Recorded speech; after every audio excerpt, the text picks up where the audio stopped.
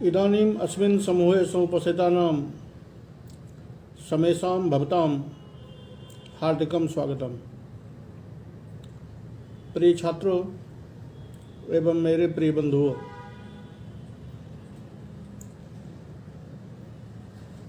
सुखनासोपदेश के पाठ्यक्रम में लक्ष्मी का वर्णन आरंभ हो चुका है। कल जो पाठ चल रहा था उसमें आचार्य सुकनास ने एक पंक्ति कही थी कि आलोकयतु तावत् कल्याणाभिनिवेशी लक्ष्मीमेव प्रथमम, अर्थात कि सबसे पहले लक्ष्मी पर ही विचार कर लीजिए। और उस लक्ष्मी के विषय में दो तीन बातें बताई थी कि यह लक्ष्मी जब समुद्र से निकली तो क्या क्या अपने साथ लेके आई। इनके साथ में रहने वाले जितने भी इसके बंधु बांधव थे उन सभी से कोई न कोई चीज़, कोई न कोई गुण लेकर के ये आई, और ऐसे ऐसे गुण लेकर के आई जो वस्तुतः आज के समाज में स्पष्ट दिखाई दे रहा है। ये सारे अवगुण लक्ष्मी में हैं। अब जो कह रहे हैं सुकनास, वो वस्तुतः हम सभी को न केवल पंक्ति पढ़नी चाहिए बल्कि अपनी अनुभूति, अपना व्यवहार और अपने आस पड़ोस के व्यवहारों को देखते हुए यह अंतर मन से विचार करके स्वीकार करना चाहिए कि आचार्य बाणभट्ट ने जो कहलवाया सुकनास के मुंह से वह कितना सत्य है। मेरा तो मानना यह है कि अगर आप वस्तुतः हृदय से इस बात को देखेंगे, केवल पंक्ति समझ के न पढ़ें, हृदय से विचार करें, तो आपको पता चलेगा कि अक्षरशः सत्य है। चलिए हम शुरू करते हैं आज का पाठ।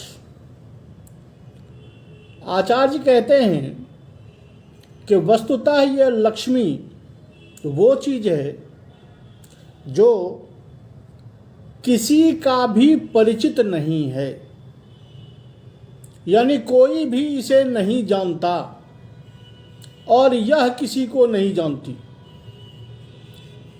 आज हम सभी जब अपने जीवन में कोई बात करते हैं, व्यवहार करते हैं या कार्य में आगे बढ़ते हैं तो सबसे ज़्यादा विश्वास हमको लक्ष्मी पर ही है कि पैसा होता तो हम यह कर लेते, धन होता तो हम यह कर लेते, मेरे पास में धन ही नहीं है तो मैं क्या करूं।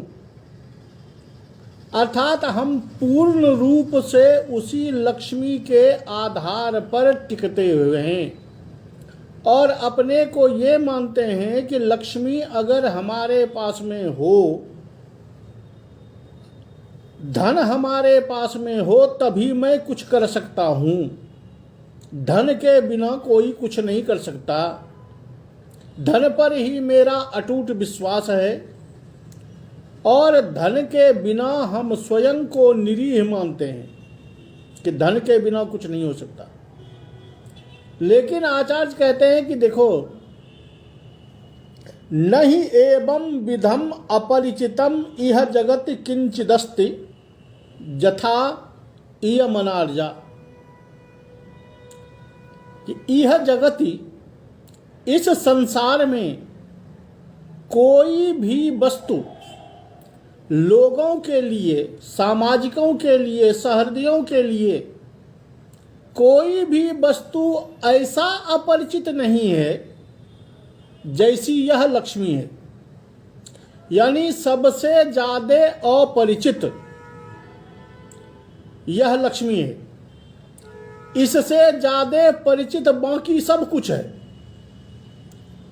दुनिया में जो भी वस्तुएं उपलब्ध हैं वो आपका अधिक परिचित है, आप उसको अधिक जानते हैं, आपको उस पर अधिक विश्वास करना चाहिए।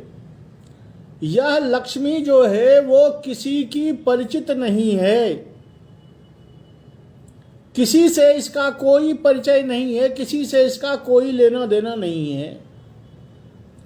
लेकिन समस्या देखिए इस जगत का, इस समाज का, कि जो किसी का परिचित नहीं है, जिसका परिचय किसी को प्राप्त नहीं, जिसके विषय में कोई नहीं जानता, आज हम सबको सबसे ज्यादा विश्वास उसी लक्ष्मी पर है। तो ये ही अपने में विचित्र बात है।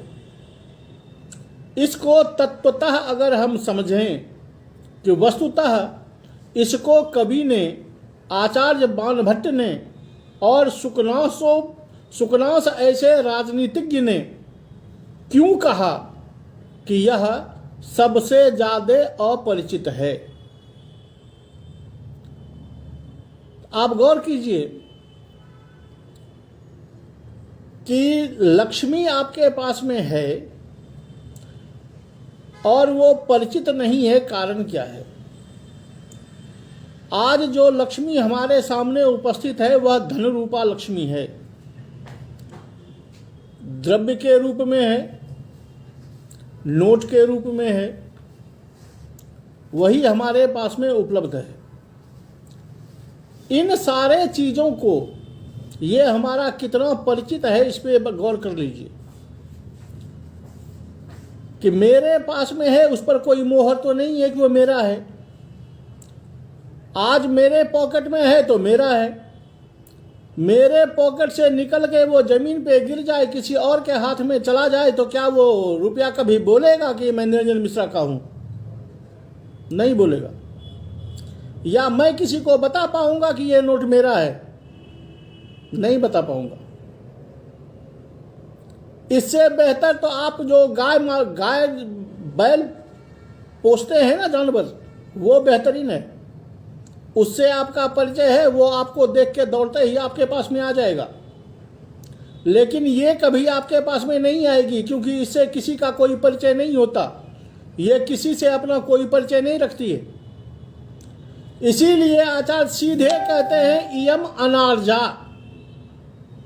आर्य कहते हैं हम श्रेष्ठ व्यक्ति को, स्त्रीलिंग में प्रयोग है तो आर्या हुआ श्रेष्ठ, गुणवती, गुण संपन्न। और इसको तो उन्होंने स्पष्ट कह दिया, जथा इयम अनार्जा, जैसे यह अनार्जा लक्ष्मी है। अनार्या मतलब स्पष्ट हो गया, जब आर्य का उल्टा हो गया कि यह श्रेष्ठ नहीं है। जैसी यह लक्ष्मी काम करती है, जैसी इस लक्ष्मी का व्यवहार है, इसको देखकर दावे के साथ कहा जा सकता है कि न ही एवं विधम अपरिचितम किंचित।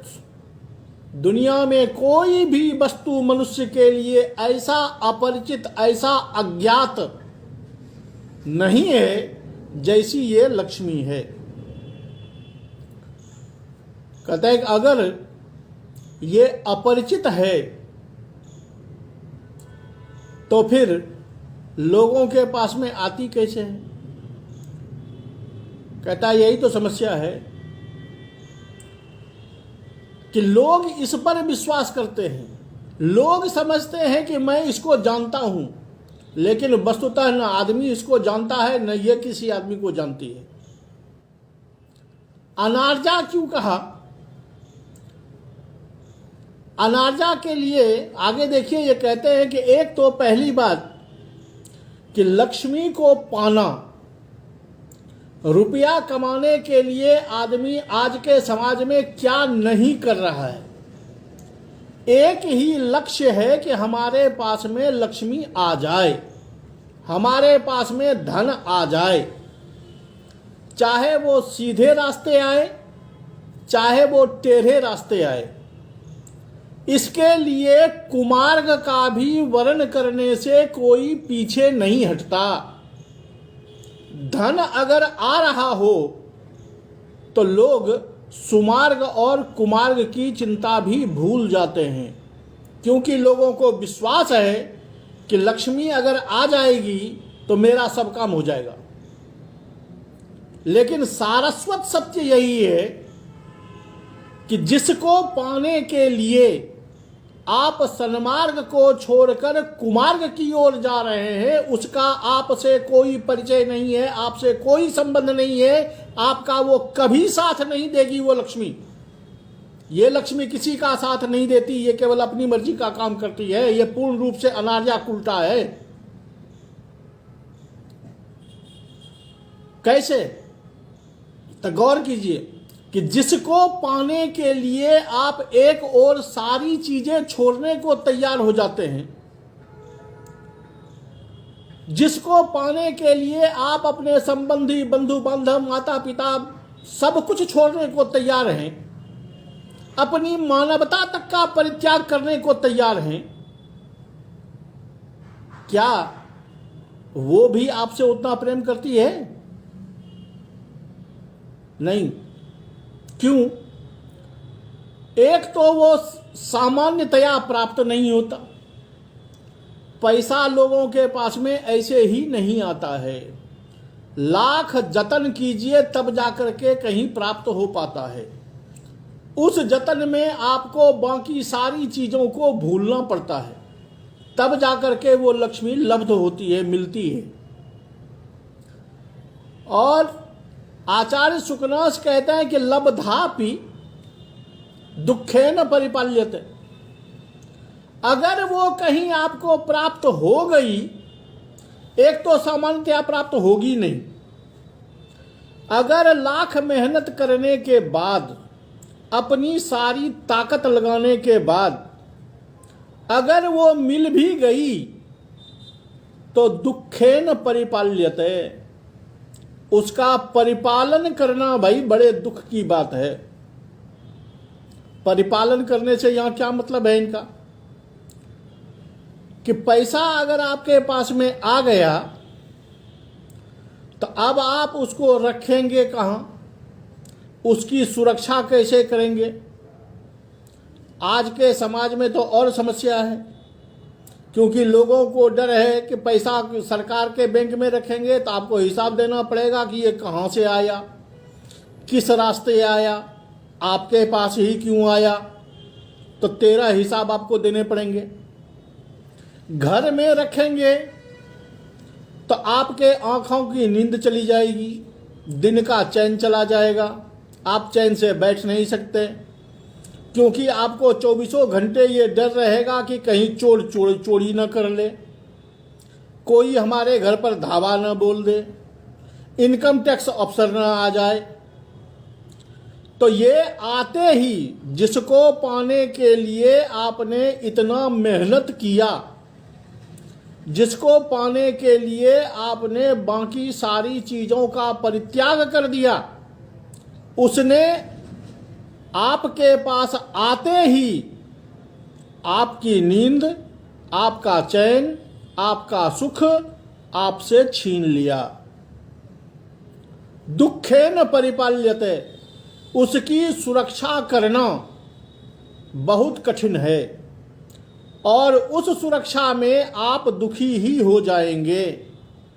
इसलिए कहते हैं कि ये लक्ष्मी एक तो किसी के पास में आती नहीं, अगर मेहनत करके किसी तरह उसे प्राप्त कर भी लिया जाए तो वह दुखेन परिपाल्यते, उसका परिपालन करना, उसकी सुरक्षा करना, उसको बनाए रखना, बचाए रखना, ये बड़ा कष्टप्रद है।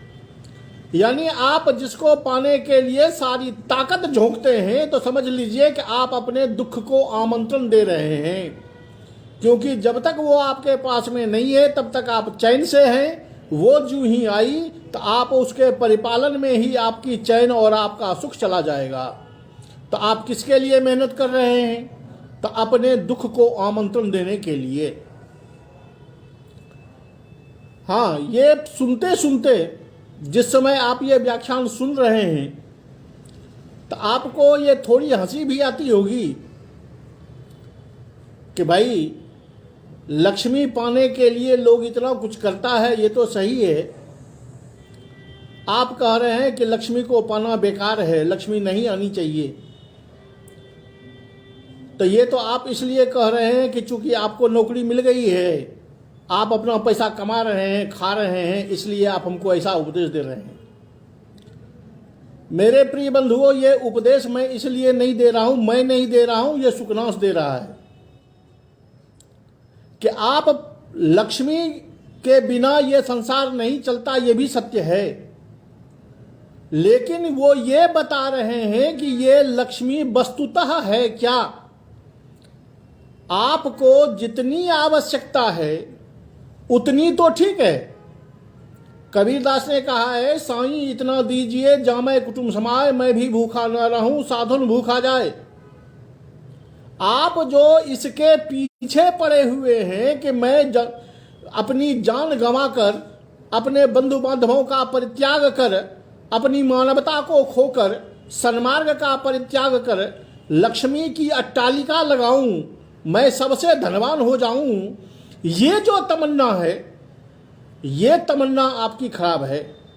क्योंकि ये अगर हिसाब से ज्यादा आ गई आपके पास में तो दुखेन परिपाल्यते, उसका परिपालन करना, उसकी सुरक्षा करना, उसका संरक्षण करना आपको सबसे ज्यादा कष्ट देगा। क्योंकि ये इतनी चंचला है, इतनी चंचला है कि इसको आप कितना भी बांध के रखेंगे ये कभी टिकने वाली नहीं है। कभी पंक्ति लिखते हैं कि दृढ़ गुण संदान निष्पंदी कृतापि नश्यति, दृढ़ गुण संदान निष्पंदी कृतापि नश्यति। अगर बहुत मजबूत रस्सी में इसको बांध दीजिए, इतना कस के बांधिए कि ये हिल भी ना पाए। निष्पंदी कृता, निष्पंद का मतलब होता है जहां शरीर में कंपन तक ना हो। इस लक्ष्मी को आप मोटे रस्से से, मोटे लोहे के सिक्कड़ से बांध दीजिए, फिर भी नश्यति, फिर भी समाप्त हो जाएगी। अब आपको आश्चर्य लगेगा कि ये कैसे हो सकता है भाई, जिसको इतने मोटे रस्से में बांध के रखेंगे वो समाप्त कैसे हो जाएगी। तो जरा व्यवहार को देख लीजिए।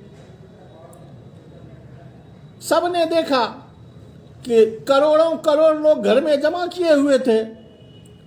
हमारे माननीय प्रधानमंत्री जी आए एक रात में, आपने कितना भी रस्सी से बांध के रखा हो वो पैसा आपका किस काम का रह गया, लक्ष्मी गई। तो दृढ़ गुण संदान निष्पंदी कृतापि, मोटे से मोटे रस्से से बांध करके निष्पंद कर दिए जाने के बाद भी आप समझते हो कि ये यहां से नहीं भागेगी, तो आपका ये भ्रम है। क्योंकि ये लक्ष्मी वो चीज है, वो चपला है कि इतना होने के बाद भी वो नश्यति, समाप्त हो जाती है, वो आपके घर से निकल जाती है। आपको पता भी नहीं चलता है कि वो कब कहां निकल गई। इसलिए जितना इसको पाना कठिन है उससे ज्यादा कठिन है इसका परिपालन करना। इसलिए हमारे आचार्यों ने कहा हुआ है कि दानम भोगो नासश्च।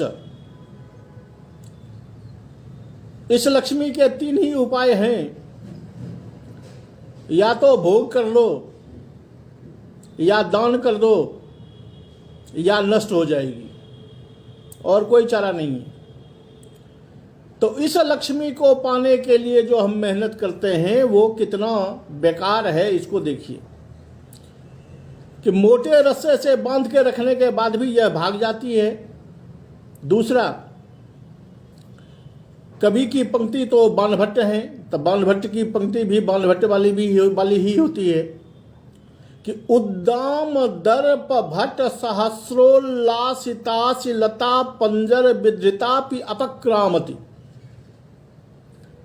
उद्दाम दर्प, अत्यंत भयंकर अपने बल के अभिमान से, जिसको अपने बल पर अभिमान है, ऐसी जो हमारी सेना उद्दाम दर्प भट, उद्दाम दर्प से युक्त, उद्दाम दर्प वाला जो हमारी सेना है, उस हजारों सेनाओं के हाथ में पकड़ी हुई जो नंगी तलवार है, उस तलवार के समूहों से, हजारों सैनिक हो जाएंगे तो तलवारों का समूह हो गया, उन तलवारों का समूह अगर पिंजड़ा बना दिया जाए और उस पिंजड़े में इसको बंद कर दिया जाए, जहां से ये निकल ना पाए, क्योंकि जो तलवार होगा वो उस वीर के हाथ में है जो अपने बल के अभिमान का अभिमानी है। यानी वो तलवार कभी भी इसको काट सकती है, बांध सकती है। ऐसे तलवारों का पिंजड़ा बना दिया जाए और उस पिंजड़े में अगर इसको बंद कर दिया जाए तो भी यह लक्ष्मी अपक्रामती, तो भी वहां से यह सरक लेती है। सारे सैनिक तमाशा देखते रह जाते हैं, सारे तलवार खड़े के खड़े रह जाते हैं, ये लक्ष्मी उस बीच से निकल जाती है। कभी कहना ये चाहता है कि आप अपने पैसे को, आप अपने रुपए को कितना भी बचा के रखिए लोगों की नजरों से, लेकिन फिर भी वो कब सरक जाएगी ये आपको पता नहीं चलेगा। जो स्वयं जब आप विचार करेंगे हृदय से तो पता चल जाएगा कि आपके पास में लाखों रुपए आते हैं, कहाँ चले जाते हैं, दिखाई तो कुछ नहीं देता कि आपने क्या काम किया है, लेकिन वो पैसा जो आपके पास में आया था वो गया कहाँ ये भी पता नहीं है। इसलिए ये कह रहे हैं कि उद्दाम दर्प भट सहस्रोल्लासिताशिलता पंजर विभृता पक्रामति।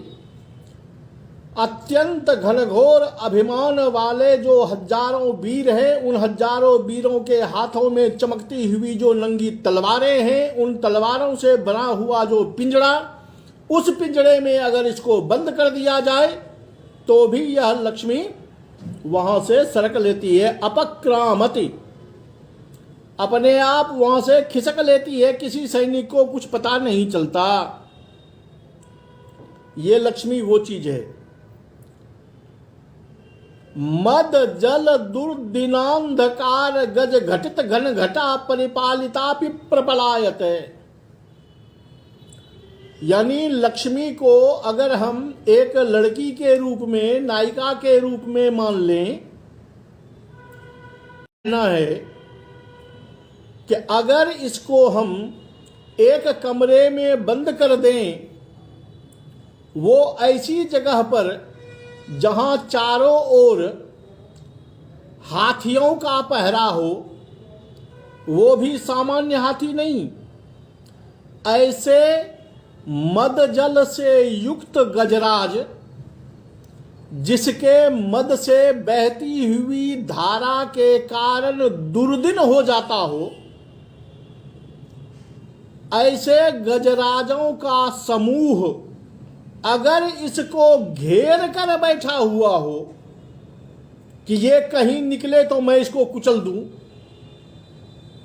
ऐसी परिस्थिति में अगर इसको रखा जाए तो भी प्रपलायती, तो भी प्रपलायते, तो भी यह भाग जाती है। अब देखिए, एक तो हाथी का पहरा, हाथी से मतलब है कि ऐसा पहरा जो सबसे भयंकर हो, वो भी हाथी कैसा, तो गजराज, जो गजराज मद कहते हैं उसके कपोल से बहने वाली मद की धारा, जिस मद की धारा से दुनिया में दुर्दिन हो जाता हो। दुर्दिन किसको कहते हैं तो आप जानते हैं कि जब अमरकोश कहता है मेघाच्छन्ने दुर्दिनम, आकाश में ऐसा मेघ लगा हुआ हो जो चारों ओर अंधेरा घना छा जाता हो और उस पर tip tip tip tip tip tip पानी पड़ रहा हो, तो उसको कहते हैं दुर्दिन। तो लक्ष्मी बीच में रख दी जाए, चारों ओर ऐसे हाथियों का जमावड़ा कर दिया जाए जिसके कपोल से बहने वाली मद की धारा से दुर्दिन सा मौसम हो जाए। ऐसे एकाध हाथी नहीं बल्कि गज घटा, ऐसे हाथियों का बादल, ऐसे हाथियों के समूह ने उसको घेर रखा हो, तो फिर ये लक्ष्मी वहां से कैसे निकलेगी? लेकिन आचार्य कहते हैं कि नहीं, तदपि प्रपलायत, वहां से भी वह भाग जाती है। प्रयोग स्वरूप आप जानते हैं कि एक राजा अपने कोष की रक्षा कितनी मेहनत से करता रहा होगा, लेकिन दूसरे राजा का आक्रमण होता है, वो सारा कोष तोड़ करके लेके चल देता है। आदमी की, राजा की सारी सेना देखती रह जाती है। और यही लक्ष्मी जो आज इस राजा की थी, कल उसके पास में चली जाती है, उसकी हो जाती है। भी नहीं बताती कि मैं उसकी हूं, मैं उसके पास रहूंगी, मेरे पर उसका अधिकार है, ऐसा यह लक्ष्मी कभी नहीं कहती। क्यों? तो एक तो अनार्जा, और दूसरा लोगों से सर्वदा अपरिचित लोगों से इसका कोई परिचय नहीं है। लोग इसको जानता ही नहीं कि वास्तविक इसका चरित्र क्या है। आप कहोगे कि भले पहले चरित्र न रखता हो, लेकिन जब मेरे पास में आ जाएगी तो मैं इसको सिखा के, मैं इसको समझा के, मैं इसको बुझा के अपना बना लूंगा, ये मेरी हो जाएगी। तो आचार्य कहते हैं ये आपका केवल भ्रम मात्र है, वो भी ऐसा भ्रम जो कभी पूरा होने वाला नहीं है। आप अपने मन में समझते रहिए कि ये मेरे पास में आएगी तो मैं इसकी सुरक्षा कर लूंगा। ये वही हालत है कि दिल बहलाने के लिए गालिब ख्याल बड़ा अच्छा है। आप अपना दिल बहलाते रहिए। ये लक्ष्मी कभी ऐसी नहीं होगी। लक्ष्मी चंचल है। नो परिचयम रक्षति, स्पष्ट कहते हैं कि याद रखिए कि नो परिचयम रक्षति, यह किसी का परिचय नहीं रक्षा करती है, किसी का परिचय अपने पास में नहीं रखती। जिसका प्रमाण मैंने अभी आपको बताया कि आपके पास में 100 का 1000 का नोट हो तो आपका है, अब वही नोट तुरंत दूसरे के हाथ में चला जाए, आपके पॉकेट से सरक के गिर जाए, कोई पॉकेट मार आपके पॉकेट से निकाल ले, हो गई वो लक्ष्मी दूसरे की हो गई, अब वो आपकी नहीं है। नो परिचयम रक्षति, ये किसी से अपना कोई परिचय नहीं रखती। ना भी जन्म ईक्षते, ये भी मत समझिए कि ये अगर खराब लोगों से परिचय नहीं रखती है बल्कि अच्छे लोगों से परिचित रखती है, तो ये भी आपका भ्रम है। ना भी जन्म ईक्षते अभिजनम श्रेष्ठ जन्म श्रेष्ठ कुलोत्पन्नम जन्म, कहिएगा कि अच्छे कुल में उत्पन्न, पवित्र कुल में उत्पन्न लोगों से अपना परिचय रखती होगी, तो कहते हैं ना ना ना ना ना ना, अच्छे कुलों से इसको कोई मतलब नहीं है। ये तो मौका लगे तो घटिया से घटिया कुल वाले के साथ में हो लेती है, तो कुल की समीक्षा तो इसके आगे छोड़ ही दीजिए। क्योंकि वर्तमान में आप स्वयं अपने चारों ओर घूम के देख लीजिए कि जो जितना व्यभिचारी है, जितना बेईमान है, जितना चोर है, उसके पास में उतनी लक्ष्मी है। ये अलग बात है कि उसकी भी लक्ष्मी आज है, कल चली जाती है, परसों फिर आती है, तरसों फिर जाती है। तो ना भी जन्म ईक्षते, ये श्रेष्ठ कुल की प्रतीक्षा करती है कि अच्छे कुल वालों के पास में लक्ष्मी रहेगी, ये भी नहीं है। ये किसी श्रेष्ठ कुल की प्रतीक्षा नहीं करती। तब आप कहेंगे कि लड़की होने के नाते, स्त्री होने के नाते, यह अगर श्रेष्ठ कुल नहीं चाहती है तो निश्चित रूप से सौंदर्य देखती होगी। किसी सुंदर नायक के पास में इसकी अपनी प्रीति होगी, सुंदर नायक के साथ रहना चाहती होगी, या सुंदर नायक के साथ रहती होगी जो स्वरूप से सुंदर हो। तो आचार्य शुक्लवंश स्पष्ट कहते हैं कि भ्रम में मत रहना। नो रूपम आलोकयते, रूप आपका कितना भी सुंदर हो, किसी रूपवान को यह देखना नहीं चाहती, किसी रूपवान को देखकर यह उसके पास में नहीं जाती है। तो तीनों हो गए कि नो परिचयम रक्षति, ना भी जन्म ईक्षते, नो रूपम आलोकयते, रूप देखकर यह किसी के पास में जाती है ऐसा भी नहीं है।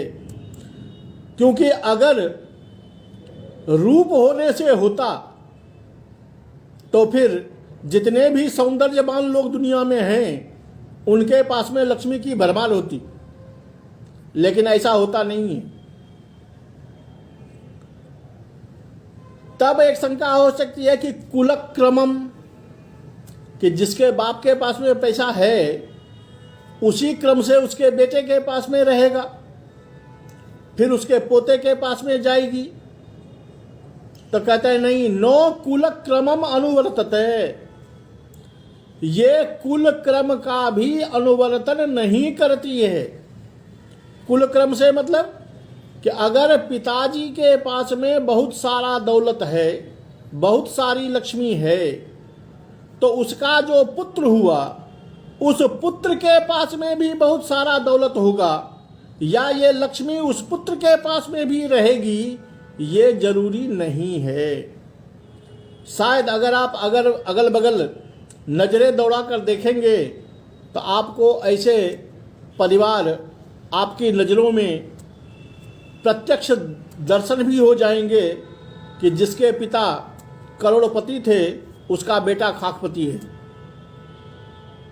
तो कुलक्रमम नो अनुवर्तते, यह कुलक्रम का भी अनुवर्तन नहीं करती है। तो अब देख लीजिए कि न रूप देखती है, न कुल देखती है, न कुल की पवित्रता देखती है, न बाप दर बाप खानदान देखती है।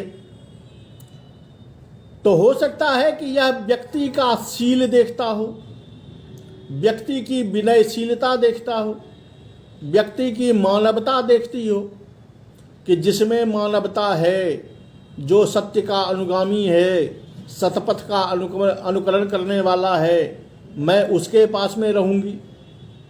तो कहते हैं ना, नो शीलम पश्यति, शीलवान व्यक्ति के पास में भी यह नहीं रहती, क्योंकि शील से इसका कोई लेना देना नहीं है।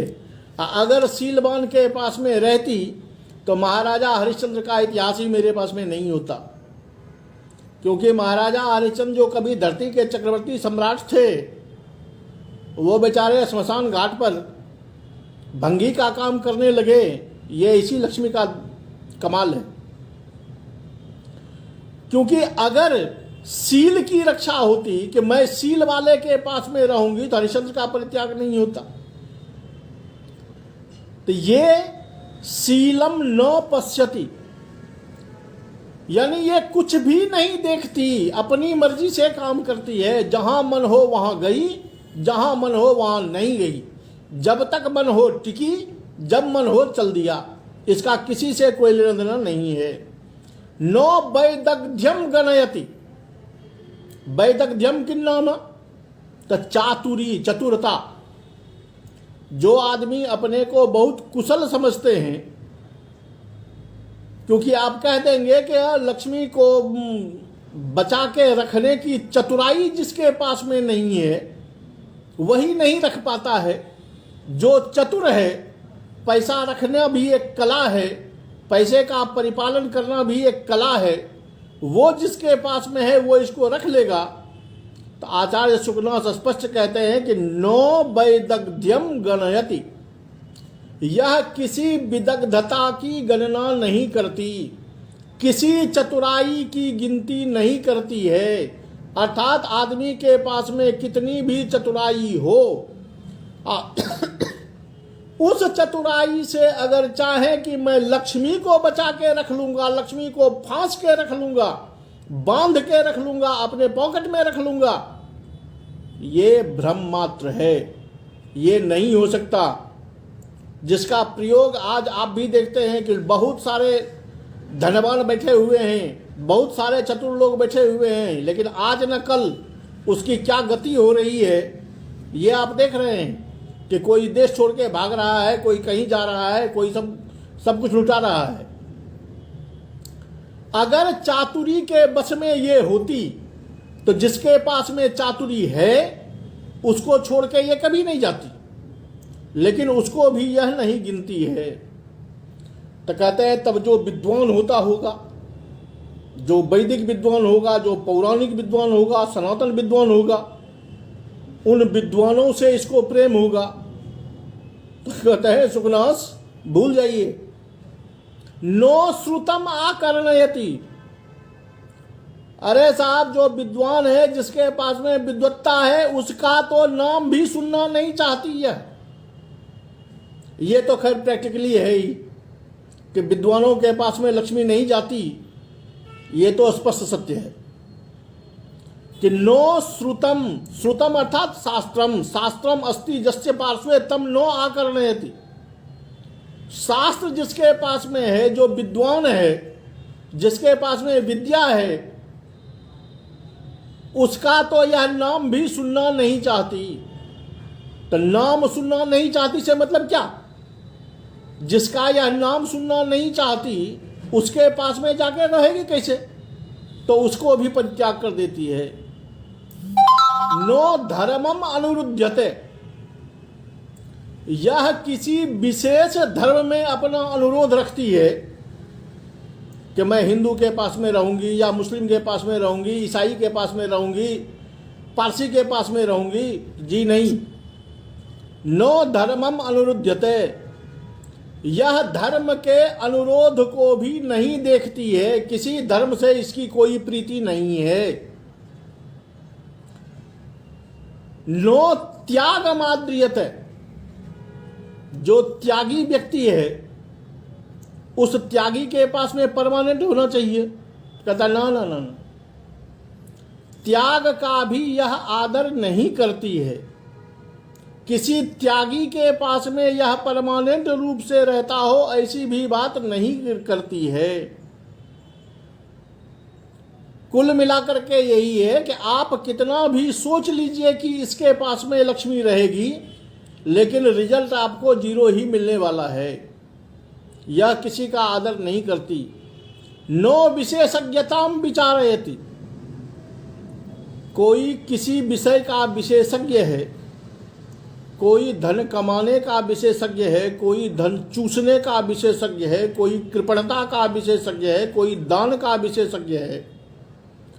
तो कहते हैं विशेषज्ञता जिसके पास में होगी ये उसके पास में रहती होगी। कहते ना, नो विशेषज्ञताम विचारयति, किसी भी विशेषज्ञता का यह विचार नहीं करती है। यानी विशेषज्ञ भी आप हैं तो भी लक्ष्मी आप पर बड़ी कृपा कर देगी और आपके पास में रह जाएगी। जी नहीं, ऐसा नहीं हो सकता। नो आचारम परिपालयति, यह किसी आचार का, किसी सदाचार का, किसी भी सत्कुलाचार का यह परिपालन नहीं करती है। ये तो आप जानते ही हैं कि लक्ष्मी उसी के पास में आज भी आपको दिखाई देगी, भले जितना देर के लिए दिखाई दे। तो जो सत्कुलीन है उसके पास में तो लक्ष्मी आपको मिलेगी नहीं। अधिकतर वर्तमान में जो कुमार्ग का आश्रय करते हैं उसी के पास में ये अधिकतर दिखाई देती है। एक गायक ने गीत गाया था कि ऐसे लोगों का धंधा कभी न होता मंदा, जिनके पास में 3 डिग्रियां, चोरी, झूठ और चंदा। तो जो चोरी करने वाले हैं, दूसरे को ठगने वाले हैं, बेईमानी करने वाले हैं, घूस खाने वाले हैं, उनके पास में ये दिखाई देगी आपको। लेकिन उनको पूछिए कि उसके पास में लक्ष्मी है, तब आपको पता चलेगा कि लक्ष्मी का हाल क्या है। हम सोच रहे हैं कि उसके पास में बहुत लक्ष्मी है, बहुत धनवान है। जी नहीं, उसकी भी वही गति है जो लक्ष्मी के बिना हमारी है। ये लक्ष्मी उसके पास में आपको दिखाई तो देती है, लेकिन ये साथ उसका भी नहीं देती, क्योंकि ये अपनी मर्जी की मालकिन है। तो नो आचारम परिपालयति, यह किसी आचार विचार सद्व्यवहार का पालन नहीं करती है। नो सत्यम अवबुध्यते, आप कहेंगे कि यह सर्वदा सत्य का अनुसरण करती है, क्योंकि हमारा सिद्धांत है सत्यमेव जयति नानृतम। हमारा सनातन धर्म कहता है सत्य की ही जय होती है। तो जब सत्य की जय होती है तो ये भी सत्य का अनुरोध करती होगी, जो सत्य वक्ता है उसी के पास में रहती होगी। तो कहता है जी नहीं, नो सत्यम अवबुध्यते, अवबुध्यते नो, कहते हैं ये सत्य को तो जानती भी नहीं है। सत्य क्या चीज है और मिथ्या क्या चीज है, इससे इसको कोई मतलब नहीं है। तो कहते हैं इस प्रकार इस विवेचन को अगर देखें तो क्या दुनिया में कोई ऐसा लक्षण है जिस लक्षण वालों के पास में यह लक्ष्मी रहती हो, या जिस गुणवानों से, जिन लक्षण वालों से यह लक्ष्मी प्रेम करती हो, जिन लक्षणों को देखकर यह लक्ष्मी उसके पास में जाती हो, उसका साथ निभाती हो, ऐसा कोई लक्षण है? तो आचार्य सुकनास ऐसा आदमी कहता है, नो लक्षणम प्रमाणी करोति, यह लक्ष्मी किसी भी लक्षण को प्रमाण नहीं बनाती। कि ये लक्षण आपके पास में होगा तो लक्ष्मी आपके पास में चली आएगी, ऐसा नहीं हो सकता है। ऐसा कोई लक्षण है ही नहीं जिस लक्षण को प्रमाणित करके यह लक्ष्मी किसी का सहारा लेती हो या किसी के साथ में आती हो। ऐसा कोई लक्षण आज तक बना ही नहीं है। इसकी जो इच्छा होगी, जो ये चाहेगी, जब चाहेगी, जहाँ चाहेगी वहाँ जाएगी, और चंचला इतनी है कि आप इसको नहीं बांध सकते। आप कितना भी मेहनत कर लो, इसे आप नहीं रख सकते। बड़े बड़े धनवानों के पास में नहीं टिकी तो हमारे आपके पास में क्या टिकेगी? बड़े बड़े वीरों के पास में नहीं टिकी तो हमारे आपके पास में क्या टिकने वाली है? हाँ, ये हमारा भ्रम जरूर है कि हम समझते हैं कि एक बार मेरे पास में आ जाए तो फिर मैं दुनिया का सबसे बड़ा आदमी बन जाऊंगा, मैं दिखा दूंगा कैसे इसका व्यवहार किया जाता है। ये आपका ख्वाब है। आप ख्वाब पालते रहिए कि ये मेरे पास में आ जाएगी तो मैं इसको बांध के रख लूंगा। ये कभी टिकने वाली नहीं है। इसकी एक उपमा देते हैं कि गंधर्व नगर लेखेब पश्यत एव नश्यति। गंधर्व नगर लेखा इव, गंधर्व नगरस्य जा लेखा। अब गंधर्व नगर की रेखा क्या है? तो वृत्ति तो आप स्वयं जान जाएंगे कि गंधर्वा नाम नगरम गंधर्व नगरम तन्नगर से जा लेखा सा गंधर्व नगर लेखा। लेकिन यह गंधर्व नगर की लेखा आती कहाँ है? इसको सीधी भाषा में समझें तो आकाश में आपने इंद्रधनुष देखा होगा। ये इंद्रधनुष जो है उसी को कह रहे हैं गंधर्व नगर लेखा। आप जरा गौर कीजिए कि आकाश में जब गंधर्व नगर लेखा यानी इंद्रधनुष उग गया हो, आप उस पर अपनी नजरें टिकाए रहिए कि ये कैसे समाप्त होता है, ये मैं देखता हूं। लेकिन आपकी नजरों के आगे, आपकी नजरों में पड़े हुए भी वह रेखा कब समाप्त हो जाएगी ये आपको एक्यूरेट पता नहीं चलेगा। तो जैसे गंधर्व नगर की लेखा यानी इंद्रधनुष पश्यत एव नश्यति, देखते देखते ही समाप्त हो जाता है, आपकी आंखों के आगे से ही वह लुप्त हो जाता है, उसी तरह यह लक्ष्मी जो आपके पास में आई वो देखते देखते ही समाप्त हो जाती है। आप देखते रहेंगे कि हाँ मेरे पास में है, हाँ है, हाँ है, हाँ है, लेकिन इस है के क्रम में ही वो कब समाप्त हो जाएगी पॉकेट से, ये आपको पता नहीं चलेगा। आप मन ही मन से मैंने तो 2 रुपया ही खर्चा किया है, 5 रुपया ही किया है, 10 रुपया ही किया है, उसी में वो गया। गंधर्व नगर लेखेब पश्यत एव नश्यति। अब देखिए कि आपको लगेगा कि ये लक्ष्मी इतनी गुणवती होते हुए भी ये शुक्लांश ये सारे अवगुण इस पर पिरो रहे हैं, सारे अवगुणों को बता रहे हैं।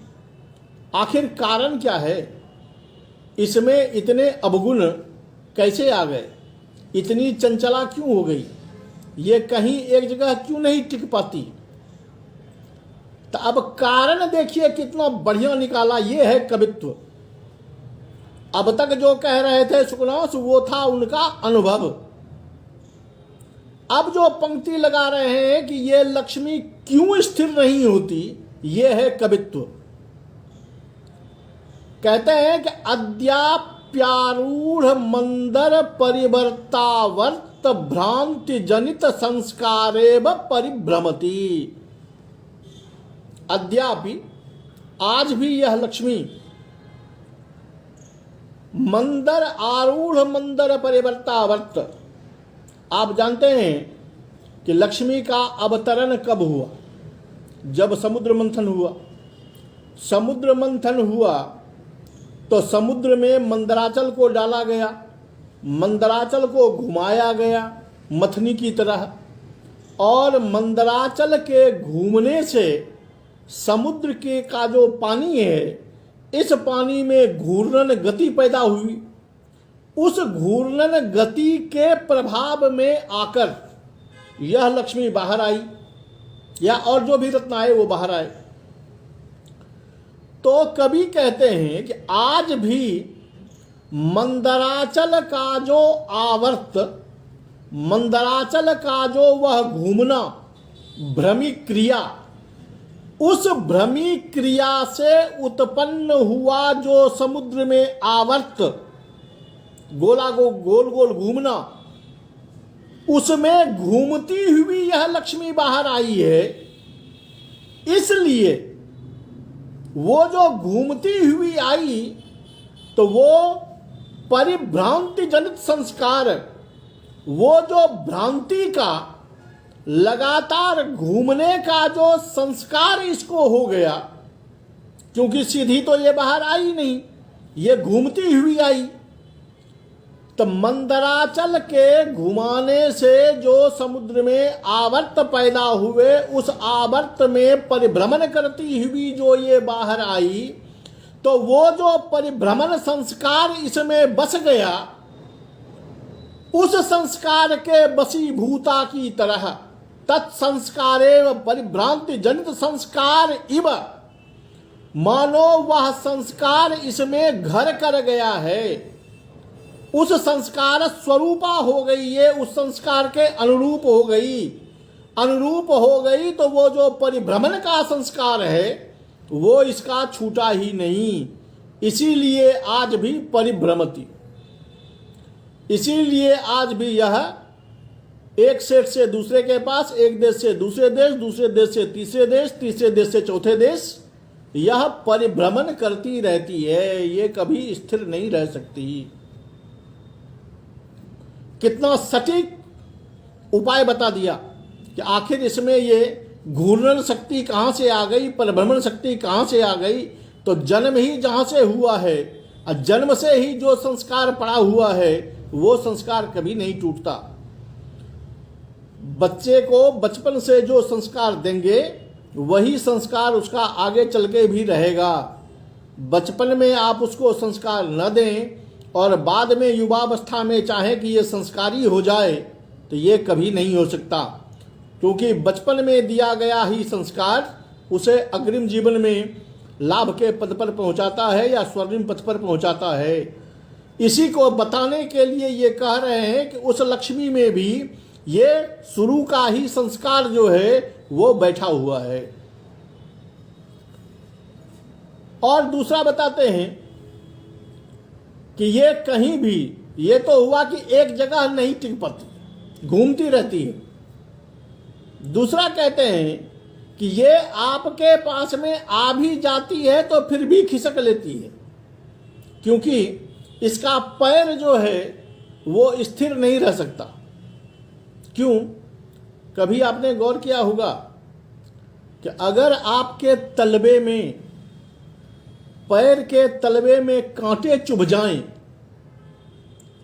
तो जैसे अभी आप अपने दोनों पैरों को स्थिर करके खड़ा हो सकते हैं, ऐसे आप तब खड़ा हो पाएंगे क्या? नहीं हो पाएंगे। तब क्या होगा कि जिधर पैर में कांटा नहीं होगा आप वैसे पैर को मोड़ेंगे, आपकी बॉडी वैसी टेढ़ी होगी। या थोड़ी देर के लिए कभी उंगली पर जाएंगे, कभी टेढ़े पैर पे आएंगे, कभी सीधे पैर पे आएंगे, यानी कूदते रहेंगे। आप स्थिर रूप से खड़ा नहीं हो सकते अगर पैरों में कांटा चुभा हुआ हो तो। वही हाल इस लक्ष्मी का है। क्यों? आप जानते हैं कि लक्ष्मी रहती कहाँ है? लक्ष्मी रहती है कमल पे। अब पहले ही इन्होंने कह दिया था कि तलवार रूपी कमल वन में भ्रमण करने वाली यह भ्रमरी है। त कमलिनी संचरण व्यतिकर लग्न नलिन नाल कंटकेव नो क्वचिदपि निर्भरम आबध्नाति पदम। कमलिनी संचरण, चूंकि कमलनी पर, कमल पर रहती है तो कमल के वन में घूमती है, तो कमलनी के वन में घूमने के कारण कमल के नाल में जो छोटे छोटे कांटे होते हैं, वो छोटे छोटे कांटे इनके पैरों में इतना चुभ गया है। एक कांटे नहीं चुभे, चूंकि ये कमल वन में ही घूमती रहती है।